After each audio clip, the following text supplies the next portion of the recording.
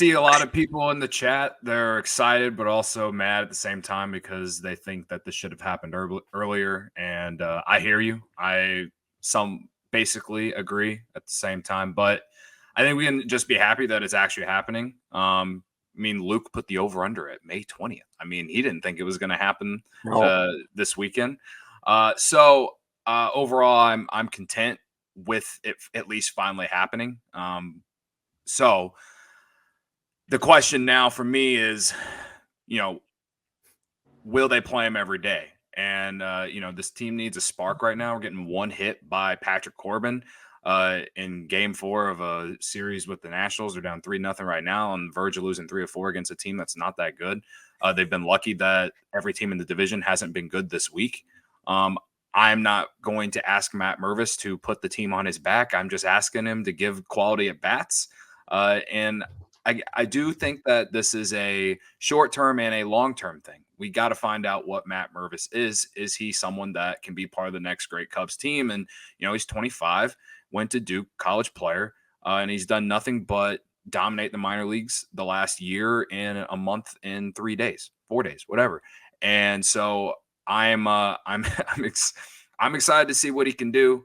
And, specifically against righties, I don't know if I want him to face lefties right away, but I think this is a big, this team needs a spark move. Like, Amaya's looked okay at the plate in his few chances today, even though he's made an out. I thought his first at bat, he took it to a 3-2 count. He grounded out fine. Then this second at bat, of course, he lined it right into a glove, so that was an improved at bat. But either way, you're kind of hoping that some of these young guys can come in and provide a spark for this team, especially right now with the top of the lineup kind of struggling. Nico Horner's having another bad day. Swanson hasn't had the best day. Bellinger is the only reason they have a hit, and it wasn't even like a Bellinger hit. Like, it was the guy lost it in the sun.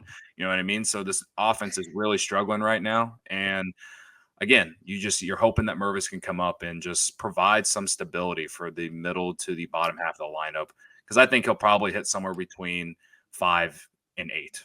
More likely than not. So I'm excited to see it happen. And now everyone will continue clamoring about Christopher Morel. But I'll take this one today. This is a win no matter what happens with this game between the Nationals.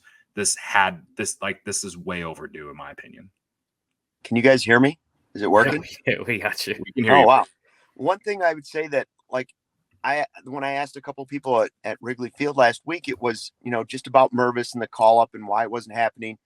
And 2 out of the 3 said, people that haven't watched him enough, fans are expecting him that we're calling up, and the Cubs are calling up Anthony Rizzo. Don't put that expectation on him. Mm-hmm. Like, prospect wise, he's not even close to what Anthony Rizzo was. Now, that doesn't mean he couldn't eventually give you the same type of production. It does. You're not saying that guy's not going to be that guy, but your expectation shouldn't be this guy's going to do what Rizzo did when he called up, because it's a left-handed bat. He's at first base. He's a top prospect. He was crushing it at Iowa. It's not an apples to apples thing. Players are different. He's not the same prospect. The Cubs' expectations for him probably aren't Anthony Rizzo. But is it the right time to call him up? Yeah, they need a spark. I mean, this is a horrific road trip. This isn't just a bad road trip. This is a horrific road trip. So Ryan's got some serious business to do when he gets to the ballpark tomorrow. Order number 1, get to Boog Powell and find Pat Hughes and tell him the call needs to be, we like our taters mashed at Wrigley Field. That's a mashed tater. All of those. Get them all out there. He's serving them up mashed. That tater's gone. Get them out there. I want every shirt. I want credit every time it's said. I want, this guy likes his taters. He loves them mashed, baby. Get out the red potatoes. That baby's mashed. Every single time. I want it. Ryan, you got to pass this along. I'll pass it along. Marquis aren't listening to me. I've sent him 15 messages on this. I want it done. I tried to get a hold of my friend Mike Leary, the producer. Pass this on. We want our taters mashed at Wrigley Field, and we want them served up hot and spicy. Hell yeah. All right.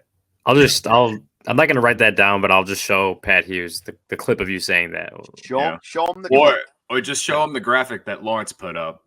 You know what I mean? Or that, yeah. Just show him like this is what we need, Pat. Like for morale. Right. Come on. That's our graphic. Mashed taters now being served in the bleachers. It's big news, right? It's the news that not only is it big news, it's news that people have been calling for like some people have been calling for since day one. And maybe more rational people have said over the last couple of weeks and even, the last week or so since this road trip started for sure. And someone in the chat, what was it? Bears fan man said, no expectations, just like to see the Cubs realize they have a problem and are attempting to correct it. I think that's the good way to look at it is had this been last year, Mervis probably isn't up yet. Mervis, think about it. Like it takes back to last year. It's a rebuilding team.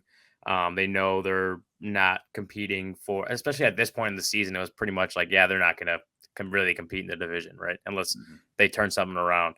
And they let prospects develop like prospects should.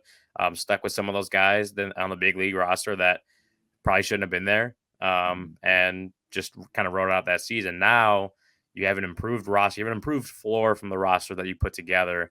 But you have, as we talked about on the show yesterday, as Corey and Brennan have talked about, like you have the improved floor, but you have different positions that could easily be upgraded, or at least given like you can address to try to fix some of the issues, or like that first base production. I'm looking at it coming into today per Fangraphs. The Cubs had the 25th like first base group in the majors. If you look at WAR, F-WAR, negative 0.4, right?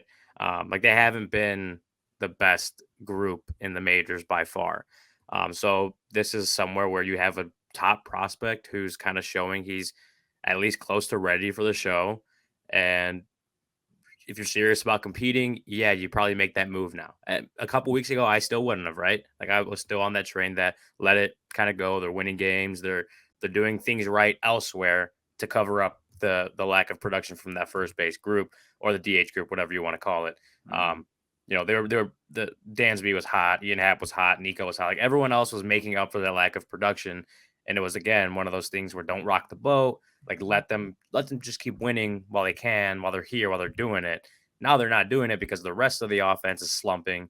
And you haven't gotten a complete, right? Like Trey Mancini's been better, but like Eric Hosmer has still been sort of the same that he's been the whole year. So this is an area where you can address it with a prospect promotion. And yes, last year the Cubs weren't going to win. They didn't really necessarily do stuff like that. Now they're in more of a position where, maybe a prospect promotion can help them claw back into that win column, claw back in the division and win a few more games. I agree that it does show that they are legitimately trying to win, right? Like they're not just going to ride out with the lack of production they're getting and just seeing what happens. Like they want to win and they're going to make some moves that allow them to win.